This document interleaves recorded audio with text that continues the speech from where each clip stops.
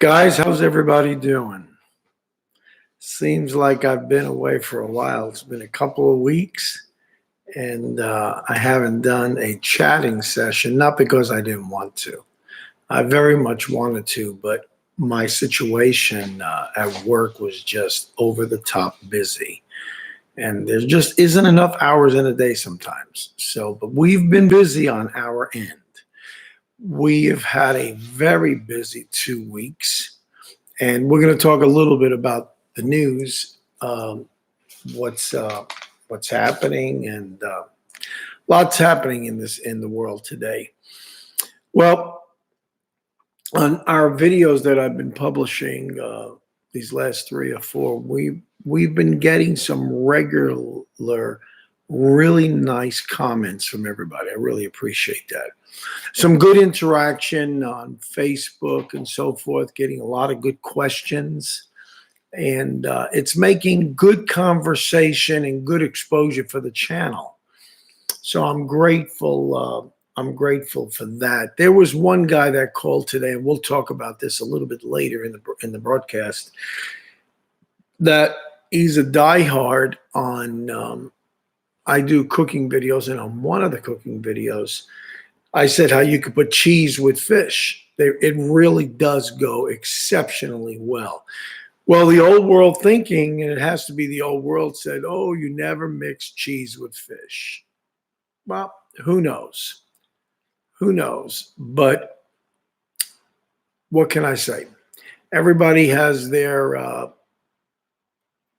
feelings on that. So I answered them. I said, we need really on this channel, you need to step a little bit out of the box. If I never stepped out of the box, I wouldn't be doing what I'm doing today. And then secondly, with the food, a lot of this are my own modifications to recipes that are, some of them are old. They've been around for years, but we wanted to revive them.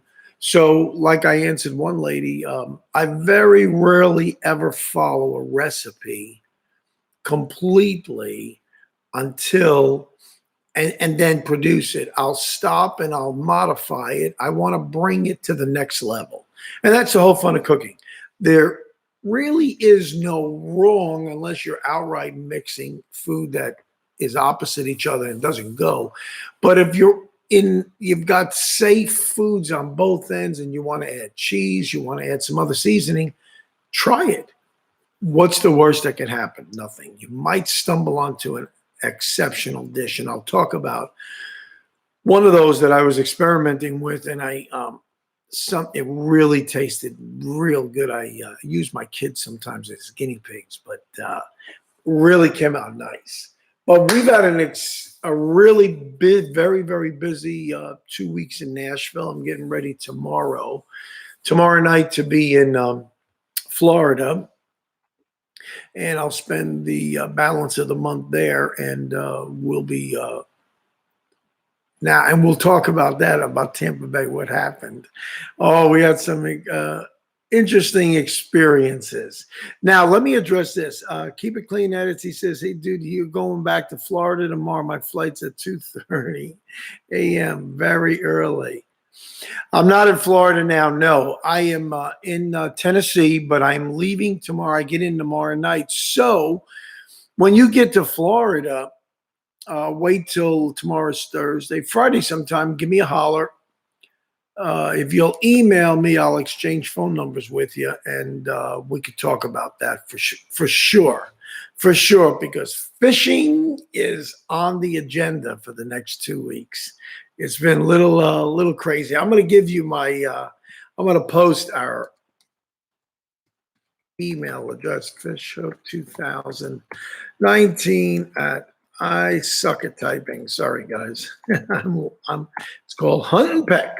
But send it over there, and then we'll get to that after when we shut down tonight. But guys, thanks for your patience, man. I've missed everybody. I really I like to do it on Tuesday nights, but all the more because of what happened this past week with the storm, everything kind of changed. So we had to start shifting gears really fast. So I do want to let me address the elephant in the room, this tornado. Let me say this. I've been living in Tennessee now going on better than 30, a little over 33 years. I've seen some wicked tornadoes come through. I really never had that from coming from New York. Don't remember hardly hurricanes, maybe occasional. I've never really sat through a tornado. But man, let me tell you, there was one in the right around 2000, if I get this right. I don't remember, but the year, but it was an F5 that landed downtown Nashville, an F5, 180 mile an hour sustained winds. And when you guys see a tornado, you know how it comes to the funnel cloud and gets to a point. Well, the point was a mile wide. This was a different type of tornado where it came down like as if the sky just dropped down on the ground. And it was in downtown Nashville, the headquarters of the center. The eye of the storm came right down there and was sucking out windows out of buildings. It was the most frightening and beholding experience, and it looked like we were invaded. The next day when we passed these open fields with trees uprooted, it leaves a very eerie feeling. I'll tell you that, and a lot of damage. Well, this one, there were two tornadoes. Let me tell you about what happened here on my end. I live outskirts of Nashville in the town of Mount Juliet, and that's where the brunt of it was. It hit two major towns. It hit Nashville and Cookeville. And Cookeville, from what I understand, got hit even worse. I haven't seen the pictures yet, but and several deaths already, unfortunately. I went to bed at 10 o'clock that night on Monday night. They said, and I didn't even check the weather. I don't normally do that.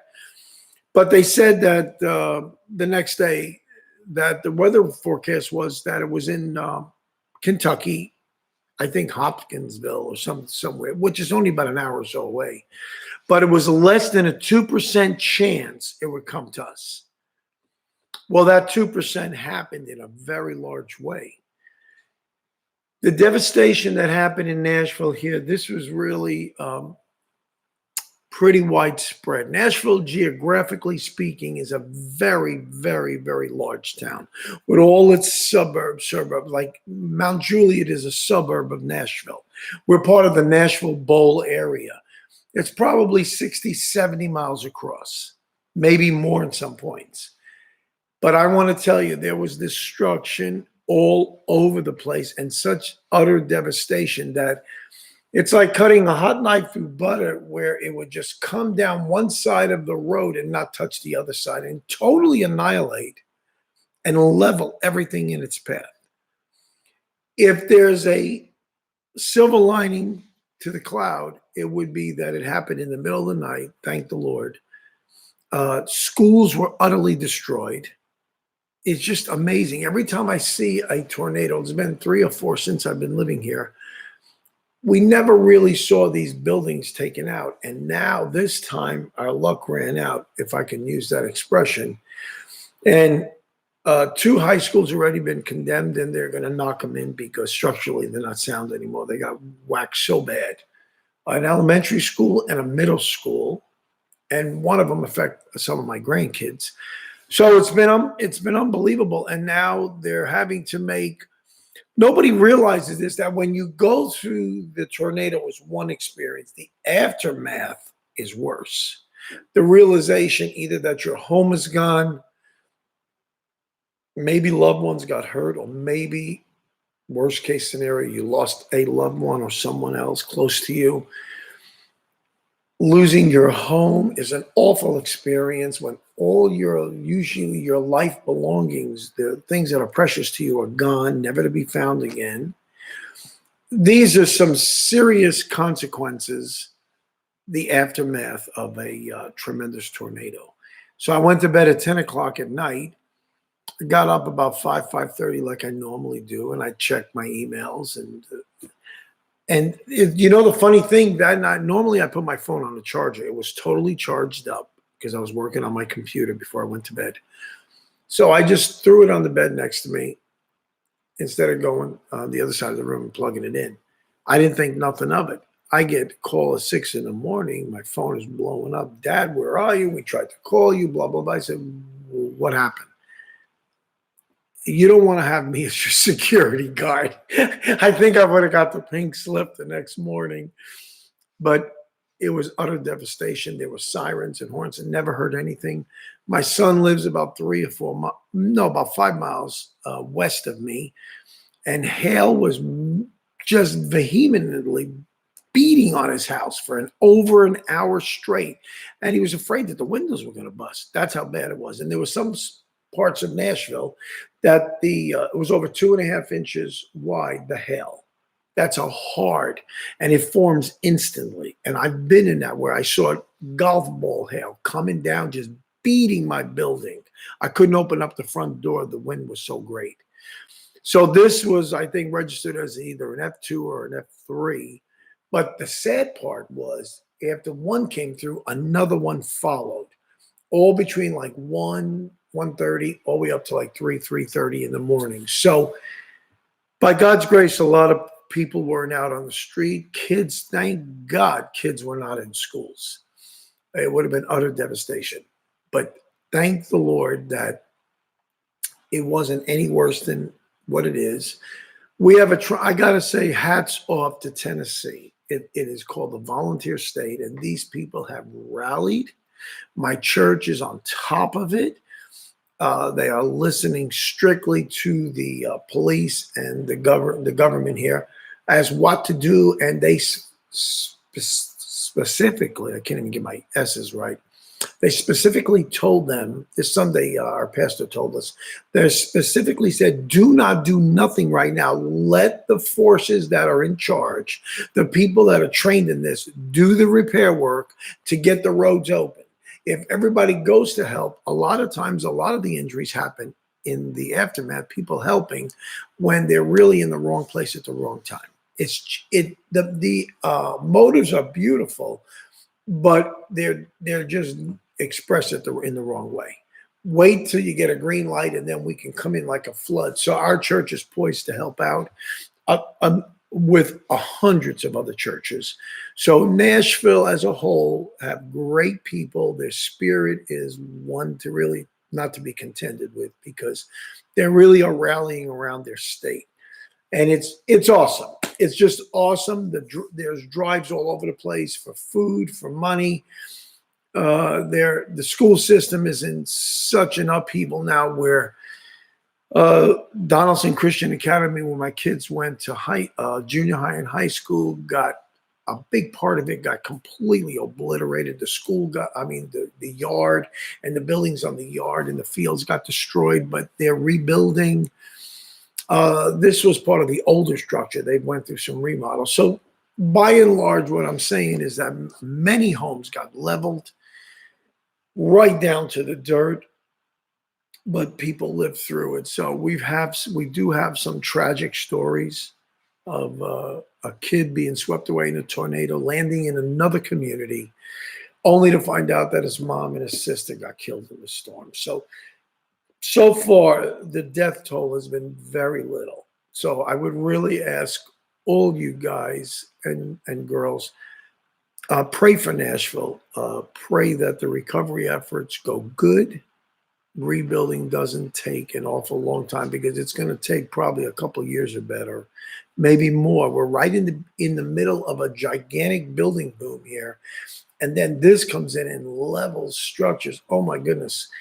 It's like, wow, it's like an avalanche that happened. So it took several days before we could get through on some, the interchanges at 2 exits on Route 40, which is a major highway from east to west of the country, was shut down.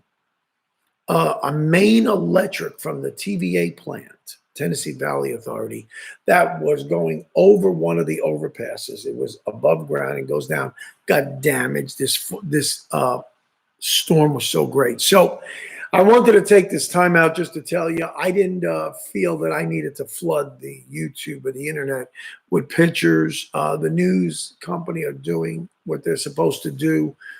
Yes, there's good footage. If I get some, I might put some on, but I didn't really want to use that as a point to oh, let me gain more views. Not under those circumstances. I didn't feel to do that. My heart is to pray, to help, to join in with the efforts, and they're going to make it. We're going to make it here. This has been tough. So, what happened to me was Tuesday was the normal chatting time, but two of my daughters, I have three kids here, two of them lost power, one for a day, another one for going on 2 days. So one of them with her four kids and her husband stayed over with me. And it was an experience. We all hung out. So, I mean, that part was good. And thank God we were close by and I wasn't in another state really worried about the kids. So these are some of the things that can happen if you get caught in that. Wow.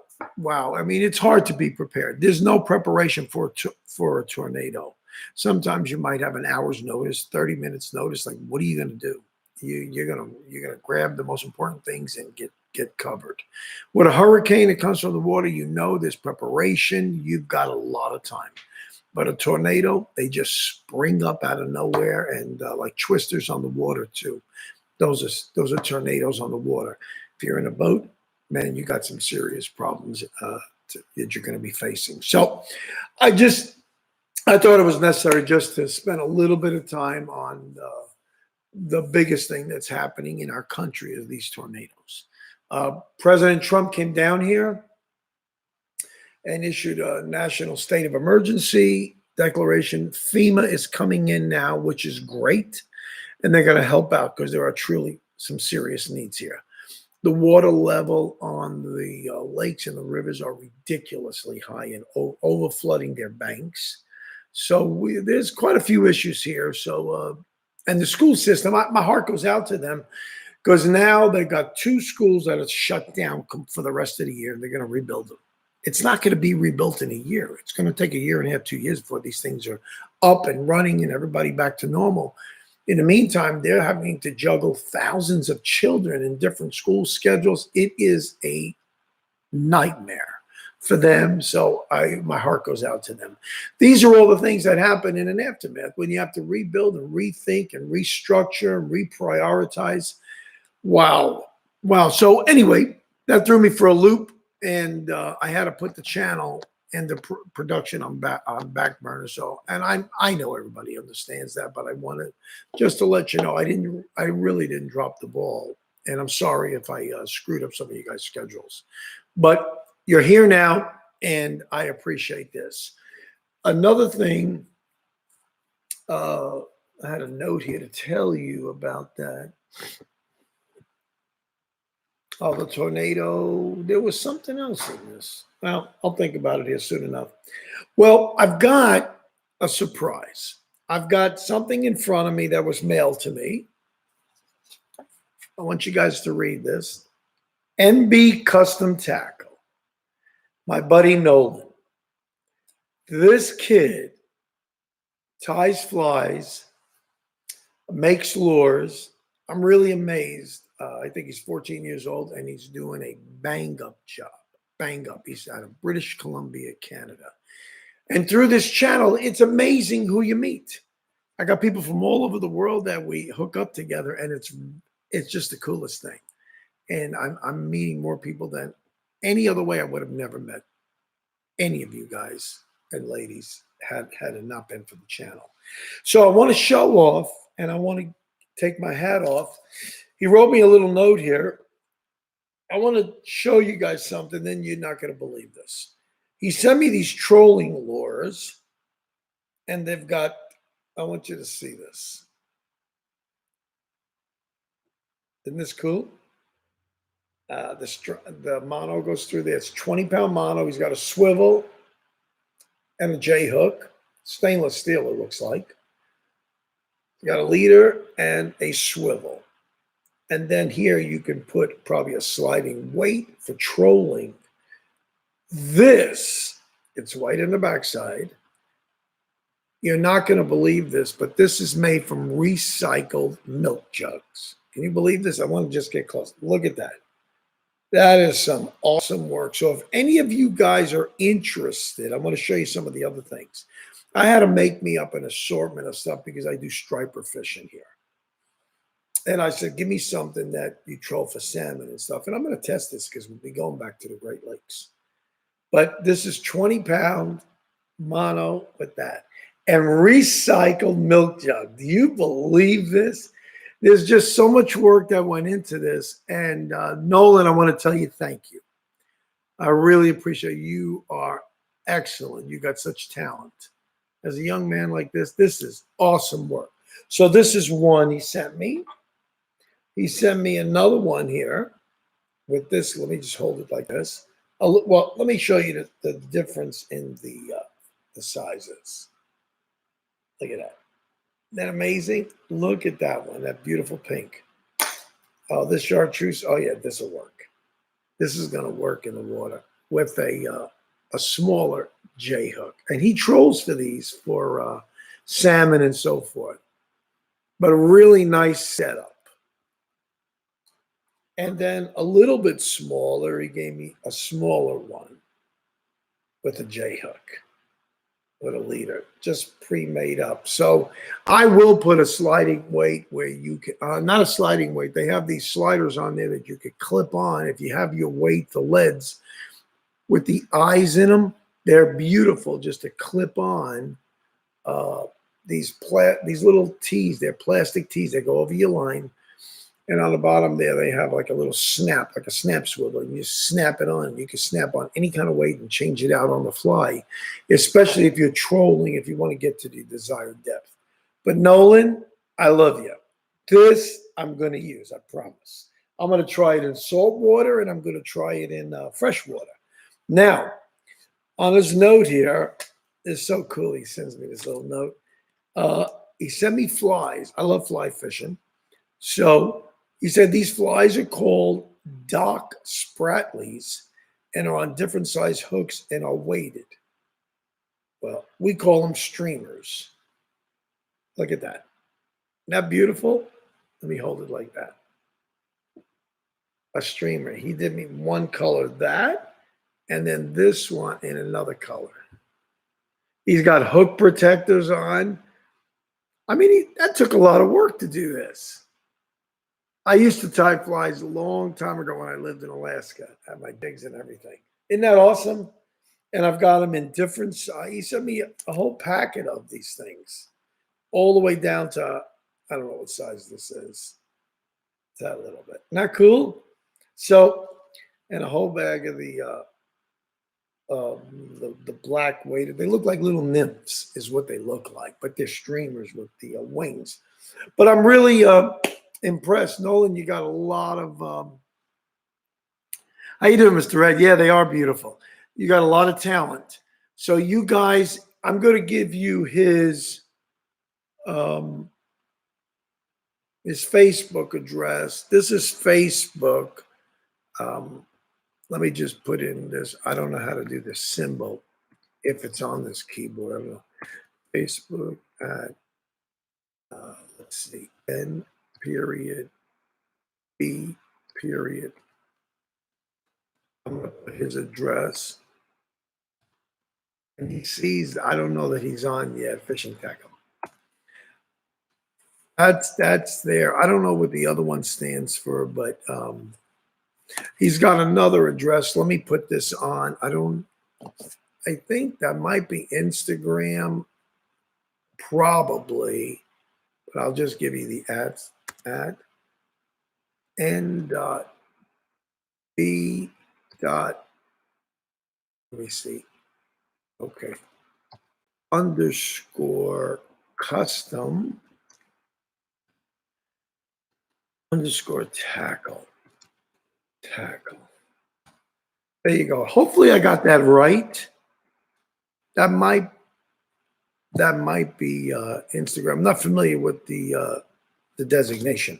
Anyway, isn't that awesome? So I got him in this past week. I'm looking. I haven't fished him yet, but the trolling lures, I'm going nuts over these because I know, and I love it that they float. These are beautiful. So I think we're going to catch a lot of different species in fresh and salt water. And hats off to Nolan at NB Custom Tackle. He really did a great job. Well, let me tell you about my last trip to Florida. I came home. Let me see. What's today? Today is the 11th. I leave on the 12th. It was the 28th or the 26th of February. I flew back to Nashville. Well, on my last trip in Florida, and I have a video coming out, and you guys will get a kick out of this. I took my boat out. I met a really cool guy. I fished with him, and I've met some really nice people fishing and made some real nice friendships all over the place that I've fished. How you doing, Nolan? We're just talking about you, buddy. You'll catch it later. We're showing off all your beautiful creations. I love it. I love everything. It really, really impressed. Well, we were going to produce our first Tampa Bay grouper and snapper video.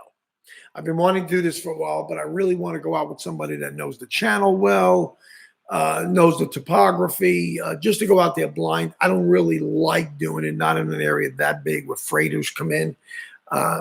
There's rules of the jungle, and you need to abide by the rules. So, Chance Griffiths, I met him fishing. Cool guy, ex commercial fisherman.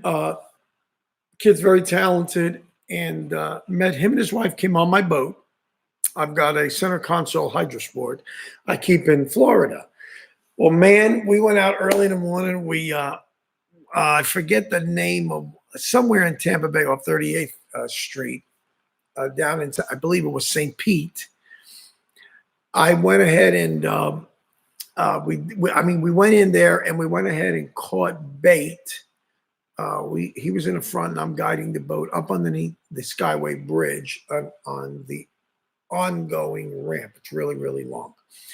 Anyway, that's maybe 4 miles, 3-4 miles out, I think maybe 5 miles. And we really were not hardly into the bay at all. And don't you know it, I was like going nuts.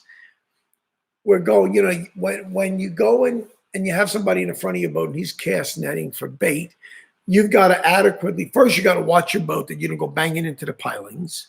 Better have one of the push rods with you. And you got to be able to go forward fast. And then as soon as he throws it, depending on which way the current's going, you either got to back up so you don't get it tied up into your propeller. So there's a lot of maneuvering on both ends. So I've got to be watching him like a hawk and watching my surroundings and backing out and all that good stuff. Well, in between doing that back and forth, back and forth, back and forth, I mean, we were catching a bunch of bait. My forward, it decides not to go forward anymore. It's good. It's like grinding. You know, when you grind the gear? And I'm saying, wait a minute.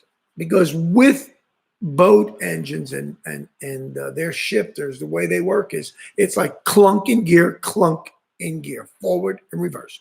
You don't just do it slow like you do in a car. You just pop it in, pop it out. That's how you do it. And it's made to work that way. So it was in my lower end, and I said, great. My lower unit, let's hope. I've got a 150 horsepower Ocean Pro. And I said, man, and it's been maintained immaculately. It's immaculate, the engine. I said, man, that's all I needed to have a problem breakdown here in the middle of the bay. We're right outside, off the channel. We're in 40 to 50 foot of water. Some places it was 60 foot. Well, we look at that. Eric, my buddy from Florida. How you doing, man? Good. Thanks for joining me. Thanks for joining everybody tonight. And lo and behold, we gave it about an hour. We fished a little bit. We were drifting, and immediately we caught a grouper. It wasn't a keeper. A Chance caught a grouper in the front. Then we caught some other fish. And then it slacked up because the way the current was moving us, it was going away from the channel. We wanted to stay on the ledge or close to it and fish it. And once we find the right rock pile, drop the anchor and stay there and start haul them in. Well, all good intentions, but it didn't work out that way. And it was a huge letdown to me, man. I said, man, I came this close to coming up with my first Tampa Bay grouper and snapper video. And I'm chomping at the bit here. And I know the snapper are on fire. We're coming into the spawning now in the spring. This is going to start spawning in the bay. I mean, a lot of activity, a lot of good fish are going to be, a lot of good fishing's coming in. And that's one of my favorite fish to get because it's really meaty. You can get 19, 23, 24-inch snapper, big snapper. And it's delicious meat. And then the red grouper are in. So make a long story short, first time ever in my life, I've had boats for 12, 15 years now.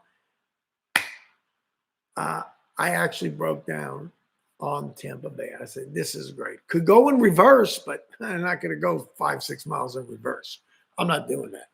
Now with the tide and everything, I couldn't get out of my own way. So we called up the insurance, and I err on safety. Guys, if you don't have insurance on, don't take chances. There's no shoulder of the road out there. God forbid we were in the channel and a freighter coming and the thing stalled. I mean, anything can happen. Anything, and it does happen. And it happened to me. So I'm level-headed. I have all my ducks in a row. I called my agent, made sure that my numbers were right, the phone numbers I had to call, and all that. Thank God, it was all during the day, nothing crazy, out of the norm. And we called them 40. We waited an hour because we wanted to fish. It was ridiculous. I didn't want it. It was right. It was like 11:30 in the morning. I didn't want it. We got picked up about 1 o'clock. And the guy was just so nice who towed us. So I have a cute little video coming about, the would-be wannabe trip that was doomed from the start. But we had a blast. We really had a blast. I had a wonderful time with Chance and his wife, Ashley, I believe. I met her that one time. And hats off to Chance and Ashley. They're just great people to be with. And again, you meet them in places you wouldn't have thought to meet people, and really some great folks. So we had a blast, and we're going to resume it when I get back down to Tampa, because we are going Tampa Bay fishing. Tampa Bay is an extraordinary ecosystem, extraordinary fishing grounds, everything from big sharks, all kinds of stuff that you would not imagine are in Tampa Bay. And you can go 60 miles across Tampa Bay. That's really an extension of the Gulf. So if you look at the map, it's just like an indentation in the land and back out, and that's Tampa Bay, like a huge cove that's 60 miles wide. But it's a major fishing channel. It's just awesome to fish there. And it was perfect. Well, everything was perfect except the engine. Anyway, it turned out I was really very lucky. I had my fingers crossed, said, oh, Lord, please don't let it be the lower unit gone out, because, the engine, it's a 20-year-old boat. It's in immaculate shape. It's time to get another engine. Well, it turned out that it needed a severe servicing, unbeknown to me. That's normally where a lot of water gets washed through to the prop. Well, the seals were shot. It seized up. Anyway, major servicing. Took them half a day. They had to order the seals in. It shifts like butter now. It's just cluck in, cluck out. It's right where it needs to be. So we're going to take it back on its maiden voyage. We're going to test it inshore, and then we're going to go haul it down to Tampa Bay. And then we put in really close to the big Skyway Bridge. So that's what is in the works now. We have quite a bit in the works right now. And then plus the last trip to Florida, we got a lot of rain. There's a lot of crappy weather. And I'm the one that I don't like to let grass grow underneath my feet. I want to go different places. The state of Florida is absolutely breathtaking. And as Eric well knows, and Eric, you got to tell me too, while we're on the broadcast, how you did over there. And I know you went to the East Coast. I think Daytona Beach or something. Let me know if you caught anything good over there. But I went to Sebastian Inlet. That's another violent water. A lot of strong current there. And you better have your hands on the wheel in something like that, or anchor up correctly. But it's really good fishing there too. But usually in those rough waters is where the fish are. And on the boat, Chance was really good with electronics, a whole lot better than me. And just reading the electronics, reading the graph, knowing rock piles, knowing where fish are, learning your bottom contours and the drop offs, learning to read the elevation changes. When you guys look in your, I have Lowrance on that boat. My other boats have the Hummingbird, but either way, 2D is 2D.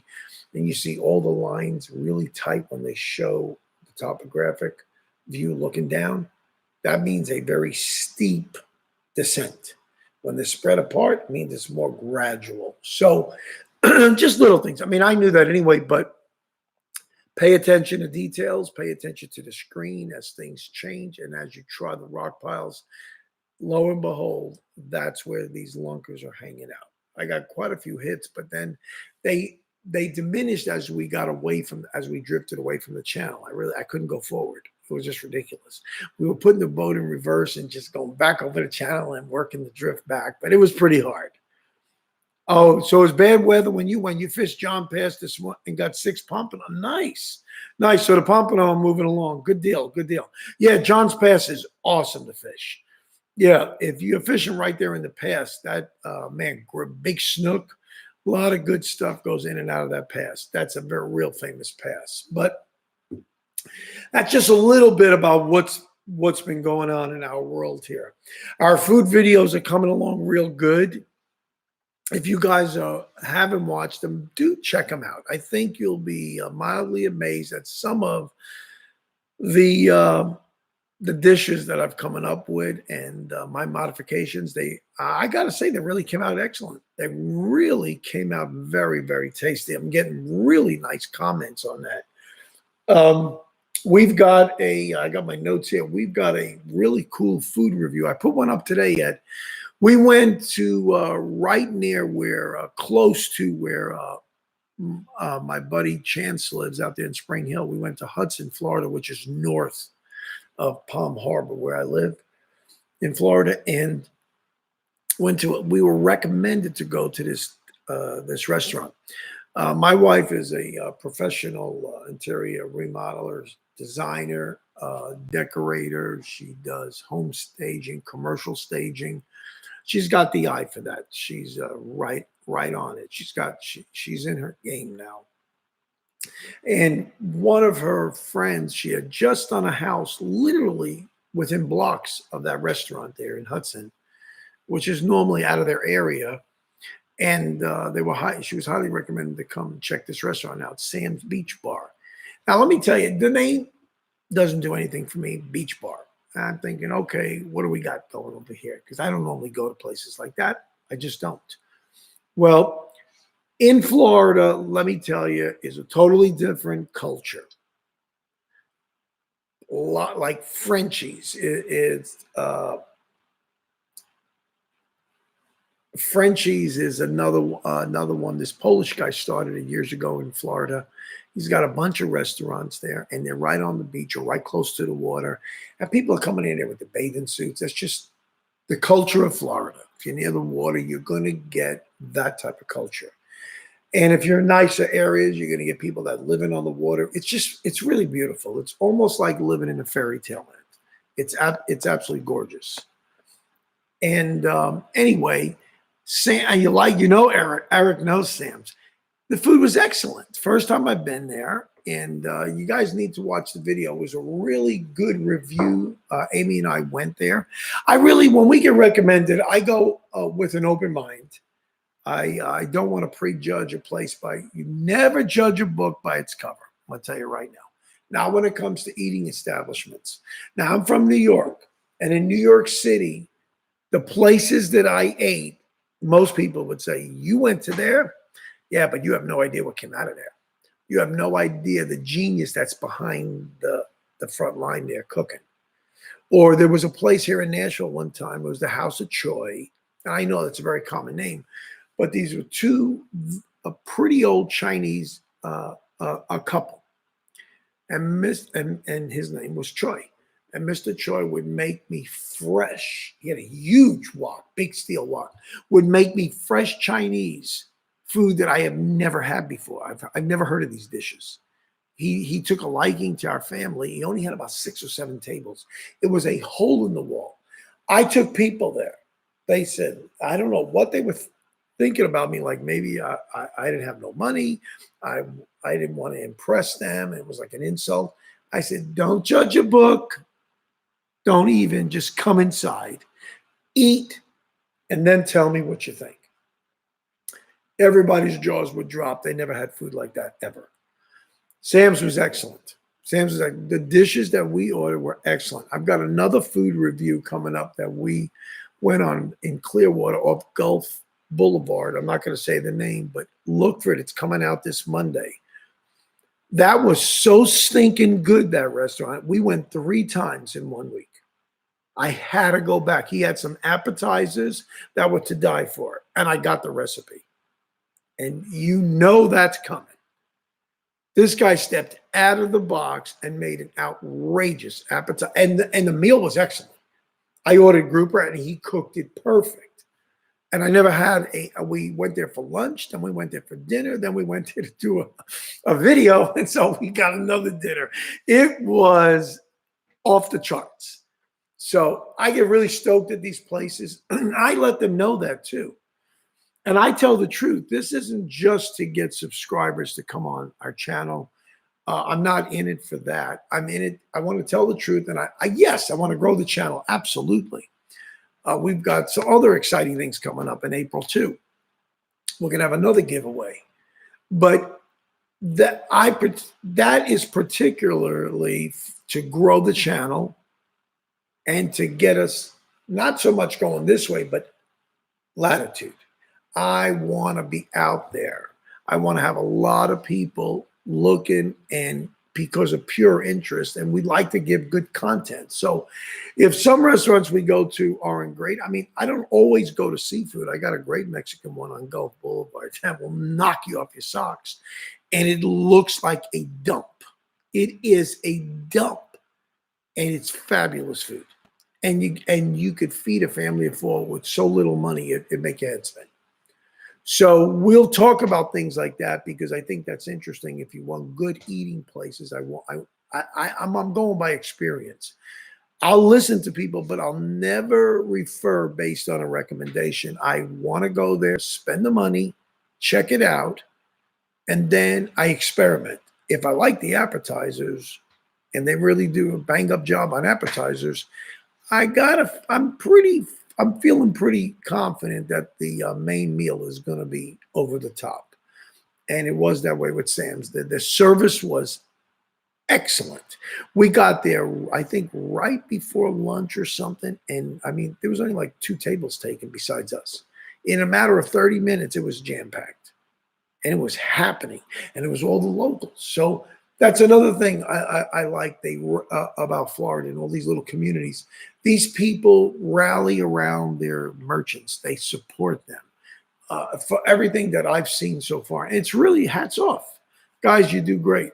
You really, really are doing great down there. And hats off to Sam's Beach Bar. We had a blast. Service was excellent. The waitress was excellent. The food came out extremely timely, and it was cooked very well and fresh, and it was hot to the taste. You know, you guys have all had that experience. Whether if you're with more than 1 or 2 people, they let your meal build up, and I usually tell people, just bring the appetizer out first, and when you start to see us finish it, give us a minute or 2 and bring out fresh entrees. I don't want it coming out all at once. And if you give a big order in, you never know how long it's going to sit on the counter there, and it comes out mediocre. The steak might be cold, but the mashed potatoes are hot or whatever. I don't like to make a scene, but I do tell them if it's cold, it's got to be served hot and fresh. I'm sorry. I think we deserve it as consumers. So that's my 2 cents on that. But Florida's got great fish places. We're still investigating. We were recommended to go to another one. I don't know, Eric, if you know this. It's called Wahoo's or Wahoo, somewhere in Clearwater, I think, because the people that work there, the head manager there that's been here for 31, no, not at Sam's, at the other restaurant. I almost made the slip and told you guys. but she's been working there for 31 years, and she says a lot of their people that work there go there to eat. You don't really want to eat at the same place you're working at all the time because there's no, you want to change your pace. So they said Wahoo is supposed to be a really good restaurant too on a similar line like that. So just like our buddy goes and does diners, drive-ins, and dives, we're gonna do dives, all kinds of seafood dives. I don't think it'd be a seafood drive-in, but dives and grease holes. Yeah, I'm gonna stick my nose in places like that because some of the very best food is there. Where a lot of people that watch this, they don't live in Florida, and they are a tourist for Florida. Florida's biggest income is tourism. So I want to support them. I'm not a resident there. I'm a resident of Tennessee, but I feel like a tourist when I go down there. I love it. I'll have to. Oh, you haven't tried Wahoo's? Okay, we'll see. And so I've got a good recommendation, and I'll go on that because I trust that source. So I hope you guys enjoy these videos. The cooking videos are a blast. I like doing, I haven't done reviews in a while. We've been focusing on cooking some dishes. Now, the dish I put out today, this morning, I got a really nice, a couple of good comments on that. And man, these people were going nuts over the dish. But, it's the old adage was, you don't put cheese with fish or you don't do this. Well, says who? Says who? Rules are made to be broken. So I'm the first one that says I'm going to break some rules. I'm going to try some things different. So this week, let me say, not on the order of seafood, I made some homemade pesto. As Italian, oh, buddy, we love pesto. And it's like how can I describe it? It's a spread you can put over your macaroni. It's almost like a gritty sauce, pasty sauce. But I made some homemade pesto that will knock you off your socks. I made one mixture with everything was organic. I was lucky. I got organic cilantro, organic Italian parsley, and all my ingredients. And if I do a video and I tell you that, I'll give you all the recipe on what I did, and I build it as I go. So you'll learn that in cooking, you let your taste buds dictate to you. I'm tasting it. Yeah, it needs a lot more garlic salt. Yeah, a little more salt. Oh, okay, a little more black pepper. Oh, got to put a lot of olive oil. That's the key ingredient. You got to have good Italian. I do organic Italian cold pressed olive oil. So if you get the good stuff, that dish was so rich, and I put it in the little pint containers, plastic container. You can freeze it. It stays in the refrigerator for months. Doesn't go bad. It's so saturated in oil. It's a preservative. Very, very tasty. And then I made one. I experimented in Florida. I told Amy, I said, I wonder if you could do this. I'm going to try it. So I took a little bit of fresh made pesto I made down there, and Amy loved it. That one I made with kale and cilantro, and it was off the charts. All organic kale. And I bought all of this, everything I can at Walmart. Up here we have Walmart too, but we have Kroger's. Kroger's is another huge outlet for organic, very reasonable price. Publix is expensive. I only go there if I can't find it, and then I'm going to pay an exorbitant price. I know that. I made a pesto, and I took a little bit of it. I put it in a bowl. I didn't want to ruin the whole thing in case it bombed out on me. I don't want to ruin the whole recipe. Took a little bit, and I took fresh ricotta cheese. We call it in Italian ricotta.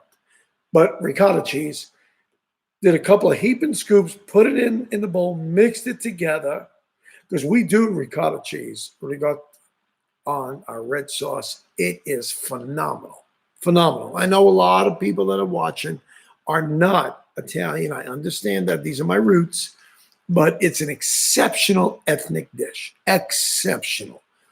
Anyway, I put the ricotta with that. I want to tell you, I mixed it all up so it got like a milky green.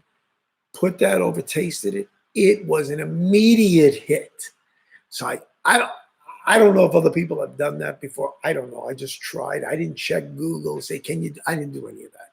I did check Google for, can you freeze ricotta? And they said that if you use ricotta cheese, as long as it's 0 degrees and less, you can freeze it indefinitely. I vacuum seal. I don't just throw ricotta in. I'll put it in something. I'll vacuum seal it. I have a commercial vacuum sealer. Then I'll freeze it. I don't want to give it any chance of spoiling it's a dairy product. So that whole pesto was 100% no carbs. It was delicious. So I took fresh organic chicken breast, slid it down the middle, made like a pocket, like a pita, scooped that ricotta and pesto conglomeration, scooped it in there. I didn't have the string that you would tie up beef braciole or pork braciole. So I went ahead and put in little toothpicks just to hold it in and baked it in the oven, loaded it with mozzarella cheese. That was another home run. So I had it this week for lunch. And my kids, I experimented with them. They went off the charts. They loved it, and they love the pesto. So, but the pesto can be frozen, and that's beautiful. So it's indefinite. You can do that. So there's just a lot of dishes. Pesto is going to be a key ingredient in some of these new fish things that I'm doing. So let me see. Somebody said,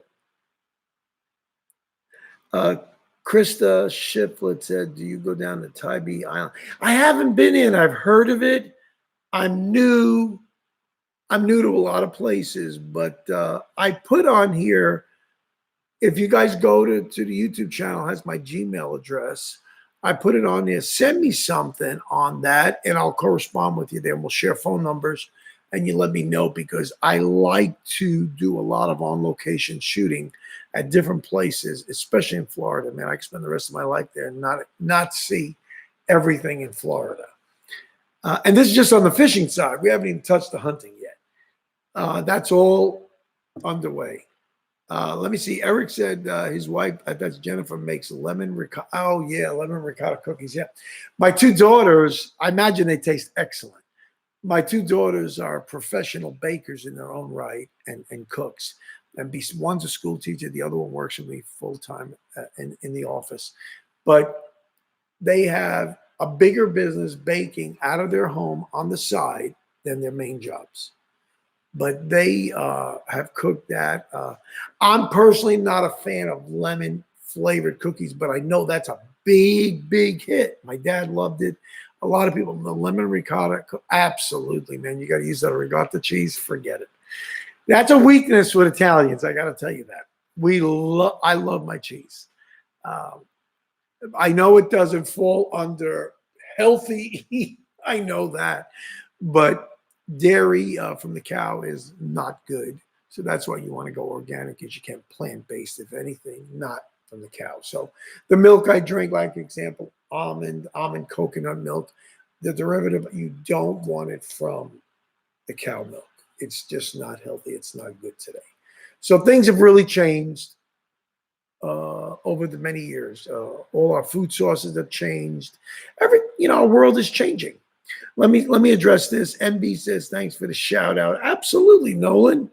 Everybody is going to love you now. I'm spreading the good news. You did great. Eric, you're married Italian. Buddy, I knew there was something about you I love. Now I know. You got good intuition. Good for you, buddy. She's Italian. Well, she's going to rub off on you. I'm sure you love everything she makes. Absolutely. It's the 3 most common foods in America, obviously American food, in the U.S. primarily. And I'm not saying this in any order. American, Italian, and Mexican. They rule Chinese too. That's the 4 most popular foods. So whatever you guys like. I love good Mexican. If you're ever in Tampa, Miguel's. Miguel's is, I forget, right on, I forget the name of that main drag there, but I don't think it's Kennedy Boulevard, but it's right in that area. Miguel's is excellent. He's got a waiting line that's ridiculous. And I'm not a salsa freak. My wife can literally drink salsa. She loves it. It's never enough. We have to order double the amount every time. but she really loves salsa. Well, we go to Miguel's, we take salsa home. They give it to us in some plastic totes. It's the most unusual tasting salsa for the ingredients that they use that other Mexican restaurants don't use. So I'm just here to tell you what experiences we've had. I will tell you if I don't like a restaurant, I'm going to tell you that. I ate at one Mexican restaurant called Besitos. Recommend it. Not going to mention names. Thumbs down. Do they make good food? Sure they do. But you need a microscope to see it. It's small and the price is this big. I'm not going to go to Mexican and do that. I'm not. I don't mind paying for a dish, but I want to see the dish and I want something for my money. I want something outstanding. Yeah, it didn't hit outstanding. The food was good, yes. Just wasn't enough of it, and my pocketbook couldn't stand anymore. So I found other places that are totally my choice. Let me put it that way, with all due respect to Besitos. That wasn't my cup of tea at all. Good food. My wife ate there again one time. She liked it, but she eats like a bird. I don't eat like a bird. I have to maintain this figure. I don't eat like a bird at all. So I've got a good, healthy appetite, and I want to go to a good place. It used to be, as Italians, we would eat until we're stuffed. Can't do that. Can't do that. And the older you get, you just can't do that. It's not safe. Let me see. Krista says, and the last name is Shiflet. Okay, I want to pronounce it right. There's a restaurant down in Tybee. I got to see what Tybee Island is called, the Crab Shack. Oh, boy. And it's to die for. If you ever go down there, you have to give it. Oh, yes. Send that on my Gmail. For your sake, let me put my Gmail address down again. It's Fischel2019 at gmail.com. Absolutely. Send it to us. And Amy and I love to try it out. I love that. Recommendations. Listen, I'll go halfway across the state for a good cup of coffee. I'm a coffee freak. I love good coffee. It's not so much the finer things in life. I like good food. I like if it's cooked well. Italians say, put some food, yeah. Or an Italian, mangia. Manja. They just keep stuff, and if you say no, you insult them. But I used to, this is funny now. As I was growing up, I have 7 uncles and aunts.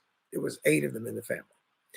A lot of them have passed away now, but my aunts, when I go over their house, oh my goodness. First of all, everybody had a big family, 4 to 6 kids.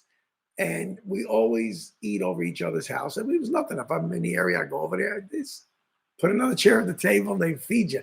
It was always a 3 and 4 course meal. No joke. No joke. And macaroni, hands down, was in every meal. There was pasta was one of the star entrees. That's all I can tell you. I don't care if you have a meat or not. Pasta was there on the table in some form or fashion. It was just great. I had an awesome upbringing. We didn't have a lot of money, but that's just how it was. That's just the way it was. I didn't feel bad at all. I used to go to school. They all make fun of me. You know, the brown bags with sandwiches, like everybody, like a lot of people did that. Others ate. My parents didn't want me to eat school food. I don't blame them. It's disgusting. But my brown bags were oily stained. That was embarrassing. I had a hard time answering those questions, but my mom would give me 4 and 5 sandwiches. You know, I'm a skinny little kid, and I would just polish them away, no problem. And then one time I let one of my friends taste it. I said, okay, I'll give you a piece. He really liked it. I said, but you ain't getting any more. I didn't share any more after that because they really liked my food. I said, no, that's my lunch. You've got yours. But that's just, you know, everybody's got their story, how they were raised, and everybody's mom is a great cook. So I'm certainly not putting my mom over anybody. I'm blessed. I've been blessed to have God-fearing parents. They love the Lord. They've raised us right. And that just transcends down the generation. So it's, you know, I'm blessed to be a blessing. So hopefully this channel is a blessing. Hopefully you guys are having a good time. I like interaction like this. If you guys have great places you want us to try, I don't really like to, when I do the cooking segments, They're not full meals. I'm not a chef. I'm not any of that. And I don't purport to be one. But everybody wants a quick meal. You come home at 5:30, 6 o'clock. No woman and no guy's going to want to do a 3-course meal. Come on.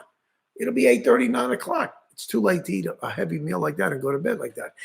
We can all put 2 and 2 together. That's just not the way to do it. So I try to find good recipes and try to get them in a very timely, under maybe 45 minutes if it's something that has like a 2 or 3 steps to it. But I try not to have a lot of recipes that have so much ingredients. Oh man, it's overwhelming. I don't even want to do those recipes. It's just too much. It's too much. One little mistake and you screw a whole dish up. I don't want to do that. I want it as simple as possible, something that people can just slap it in a pan, get it going, 1, 2, 3, minimal processing, minimal ingredient, but get good ingredients. If you have a good farmer's market, get the organic. Spend a little more money. You guys, some of you, I know everybody's pinching pennies, but it isn't as expensive as what you think. If you learn where to buy it, you can do really, really good. I was really surprised. I found a lot of sources in Tampa, and I'm still looking, like everybody else, to drive my costs down. And I'm finding very good outlets to buy organic at reasonable price. I don't want to stockpile it. I want to buy enough to make that meal. If it's something I want to keep in the refrigerator, okay, but most times, no. Buy just enough for the meal. And I've surprised Amy so many times, like when we're doing the food videos. Oh, she loves it because I make enough. Oh yeah, the seafood bake for 2. Oh, that was awesome, that meal. That we polished that off that whole night. There was nothing left the next day. Cheese made the fish come alive. Fish is great, but man, season it right. Put the right ingredients, and like that tuna, the tuna omelet, that tuna. Oh my God, tuna cream cheese omelet. I could still taste it. It was so. I had it for 3 mornings in a row. I didn't eat all that. That was quite a bit. And the mistake I had first of all, in Final Cut Pro that I produce with, I'm still learning some of the ins and outs. I think I've come a long, long way with it, but I've got to put some cut in. I forget what they call titles in it, where you can write on the screen. The recipe, I should have cut it back. I knew better than to put all of that crab mixture in that omelet. You needed 10 eggs for that amount. It should have been, and I put it in the recipe below. If you guys look at it, I said, cut the mixture in half. You can make 2 omelets like that, because normally an omelet is the eggs cover it all. Now, there's 2 ways of making omelets. You can either have, like I did in the pan there, and then put your ingredients in it and then just fold it over. Or you can do an old fashioned, which was more like, that's the way I had it all my life, because I don't like the folded over one. It turned out to be a mixture of the other one, only because I had way too much crab mixture. It tasted outrageous, but it was way too much for that amount of, it overcame the ability of the eggs to really cover it, to coat it good. But an old-fashioned omelet, the way I did it, is whatever the ingredients are, I would throw it in the mixture after I've whisked the eggs and got all that together. And the last ingredient is the filling. I throw it in a little at a time, whisk it, and I get it all together so it's totally saturated in the egg. Then I throw it in, and it's almost like I'm mixing it up like scrambled, but then I let it solidify, and then it's like one big pan that comes out. You don't have to flip it. And it looks like a piece of cornmeal, and you just flip it out, and it's all impregnated in there. That's an old-fashioned omelet. I prefer to cook it that way. I think it tastes better than the other way. It's well distributed that way. And you taste an egg, you got everything all over the place and loaded with ooey gooey cheese. And man, we go nuts over. So that's that meal. The cheese made it. I hope some of the people that ask me questions on Facebook and Instagram are watching. Don't be afraid to step out of your box as far as eating goes. We're on that subject now. To try different types of food. Try to go like, I don't particularly care for Thai food at all, because I really got sick with some of the seasonings. But I'll answer your question in a minute, Nolan. But I do stretch my borders. I go to different places. I'm willing to try different cuisines, but I want the authentic. So I have some really good Mexican outlets and some friends of mine that really make homemade Mexican.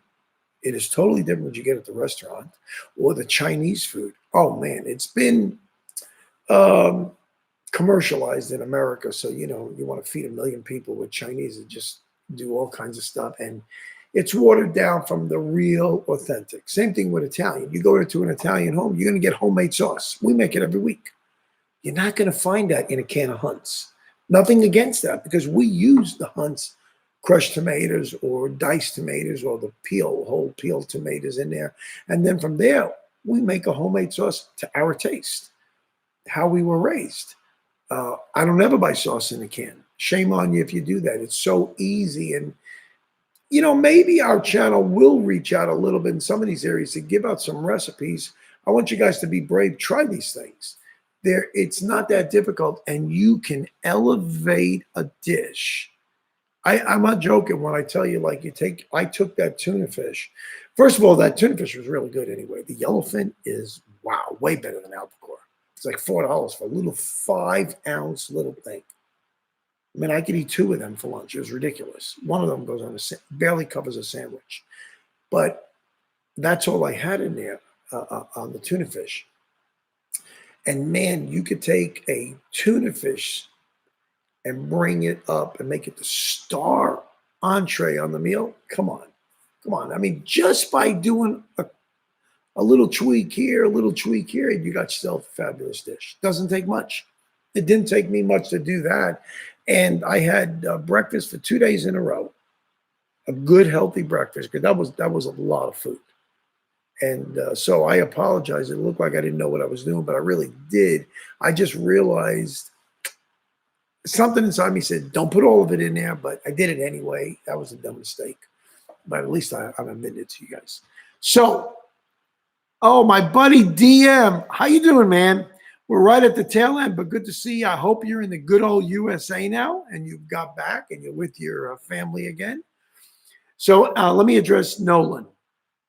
What's my favorite inshore lure? Oh, man, you're asking. That's a tough one. Well, let me tell you one, depending on what you're fishing for. If I'm fishing for striper and I want to go top water, there's 3.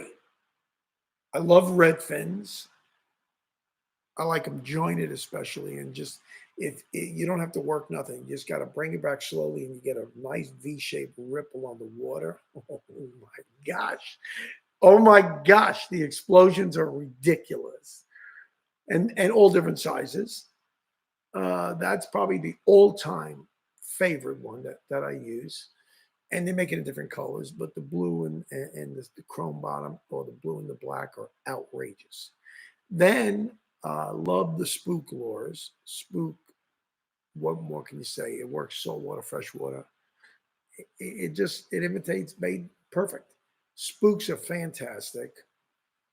And the other one that I really like, and I use this a lot primarily with striper and blues, but I think you can use it with most any good, active, real voracious game fish like that, is the jumping minnow. Oh, buddy, wait till you see this jack video that I've got going. Eric knows that one day I caught almost 20 of them. 15 I netted in, and I got hooked up with over 20. And all I was doing was I was using a mirror lure. It looked like a jumping minnow. It was about 4.5 inches long.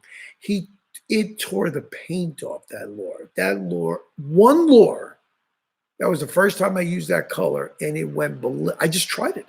I tried topwater. Everybody was fishing docks jigs. They were going low, trying to get pompano, and I got a little bored with that. I said, man, I need some action. I got to try things. I got to try different. I'm not going to sit there and do the same thing for hours and hours. I just can't. Nothing against anybody else. Eric is exceptional with docks jigs. That dude can outfish me on pompano permit anytime, man. He caught more permit than I've ever seen. It's just great fishing. Where did I meet him? Fishing shoulder to shoulder at the water. That's where you meet a lot of nice people. And so that day I did top water and I used that one. And I forget the name of that mirror lure, which It might have been a she dog or something. Man, it went beautiful, absolutely beautiful.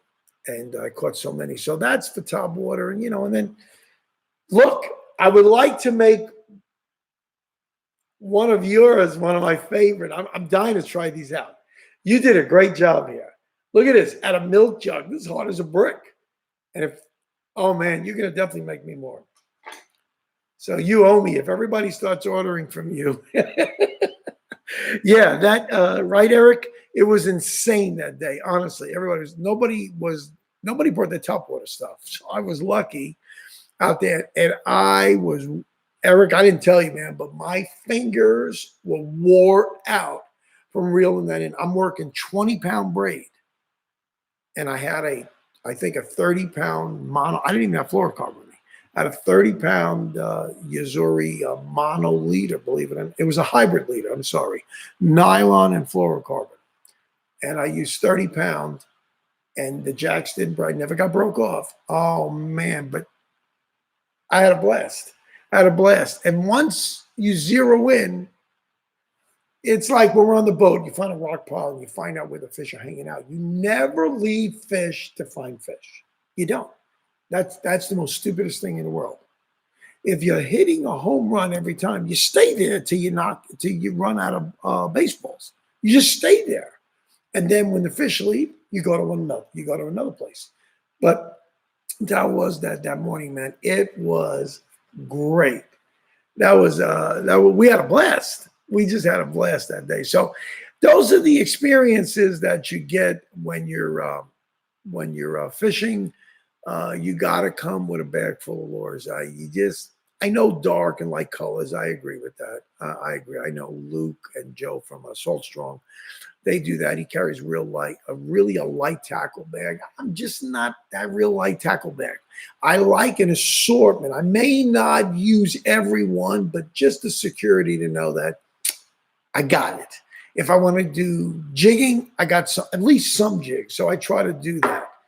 But it was just a blast. There's just so many. And you guys, like MB, where you're from, Nolan, up in BC. One day I'm going to be up there. We're going to be fishing together.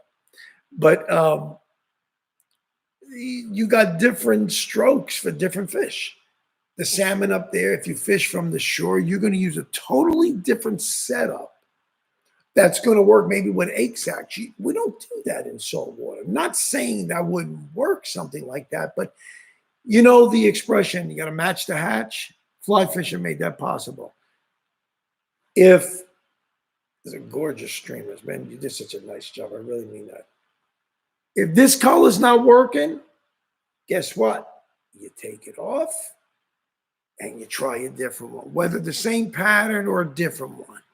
You try things until finally you match the hatch.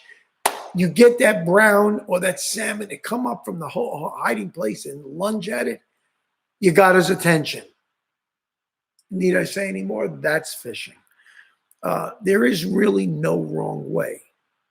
The wrong way is not to try.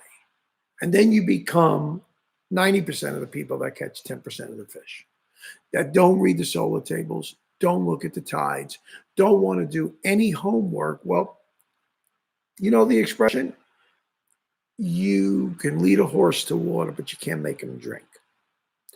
I'm trying to tell you time-tested things. As you guys experience that and are willing, you got to be willing to step out of your box. I can't stand rules. And I say that lightly. Take it in the right spirit, what I'm saying. I don't want to be told there's only one way to fish. There isn't just one way to fish. I got told by a guide one time, a captain of a ship, brother. It was so funny. I was like, can you really say that? We were on vacation. We were in Maine, by the way. We were fishing for striper. Now, I cast with my right hand. I hold the rod with my left. That's me. That is me. I don't reel in with my left hand at all. Well, I don't want to learn how to do that. I don't do that. So my normal motion is I cast out, and in the motion of casting out, I just take it, reel it in. I got told it's very inefficient. You're very That's a bad way to do it, and you could lose a fish. Show me how I'm going to lose a fish. I just looked at that. I'm saying, are you serious? Did you really say that? I'll catch as much. And by the way, me and Amy caught the most fish on both trips, if that says anything. Me and my inefficient way. So that was a foolish thing to say. There's no right or wrong. I cast with my right hand. That's just my power hand, my power arm. And naturally, as I even surf fishing, as I do that, it's all the motion. I grab my left hand, I start reeling in. Just how it is. And I use my left hand to jerk the rod or do whatever, or play the lure. That's just how I am comfortable. So anyway, I'm babbling on and babbling on. Guys, it has been awesome to reconnect after 2 weeks, because I missed 2 of them in a row, and continue seriously in your prayers to pray for Nashville and Cookeville. Cookeville, I was told, got hit a whole lot worse than Nashville. So I'm going to be looking at those pictures this week. I hope you guys have a blessed week, and I will see you next week. More than likely, it'll go back to Tuesdays. I like Tuesdays. I flip-flop between Tuesday and Wednesday, but Tuesday is what I prefer to do. But be looking on Monday for the next food one. It's a good this one is a review. I think you're going to like it. And I'll do my best to get up to get those fishing videos coming your way. Well, guys, thank you again. And I'll see you on the next one. Take care.